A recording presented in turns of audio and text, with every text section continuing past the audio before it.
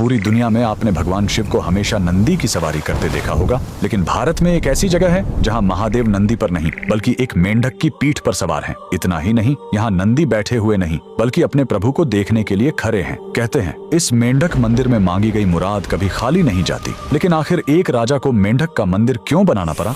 कहानी करीब 200 साल पुरानी है, उत्तर प्रदेश के ऑयल रियासत की। वहाँ के राजा बख्तावर सिंह बहुत प्रतापी थे, लेकिन वो कुदरत के आगे हार चुके थे। उनके राज्य में सूखा पड़ गया था, प्रजा पानी के लिए तड़प रही थी और दूसरी तरफ राजा का अपना आंगन सूना था। उनका कोई पुत्र नहीं था जो आगे चलकर गद्दी संभाल सके। राजा पूरी तरह टूट चुके थे। तभी राज्य में एक महान तांत्रिक का आगमन हुआ। उसने राजा की परेशानी सुनी और एक ऐसा उपाय बताया जिसे सुनकर सब हैरान रह गए। तांत्रिक ने कहा, राजन, ये सामान्य सूखा नहीं है, आपको मंडूक तंत्र का सहारा लेना होगा।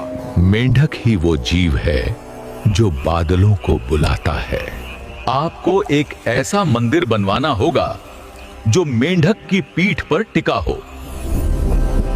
राजा ने तांत्रिक की बात मान ली। निर्माण शुरू हुआ, लेकिन इसमें सीमेंट या चूने का इस्तेमाल नहीं किया गया। इस मंदिर को अमर बनाने के लिए पत्थरों को औरत की दाल और गुड़ के पेस्ट से जोड़ा गया। जमीन से 100 फीट ऊपर एक विशाल पत्थर के मेंढक की आकृति बनाई गई और उसी के ऊपर यह भव्य मंदिर खड़ा किया गया। मंदिर तो बन गया, लेकिन प्राण प्रतिष्ठा के लिए राजा खुद नर्मदा नदी से पवित्र नर्मदेश्वर शिवलिंग लेकर आए। और फिर वही हुआ जिसका सबको इंतजार था। जैसे ही पूजा शुरू हुई, आसमान में काले बादल छा गए और राज्य में झमाझम बारिश हुई। इतना ही नहीं, कुछ समय बाद राजा को पुत्र रत्न की प्राप्ति भी हुई। आज भी यूपी के लखीमपुर खीरी में यह मंदिर शान से खड़ा है। इस अद्भुत मेंढक मंदिर के लिए कमेंट में लिखें, हर हर महादेव।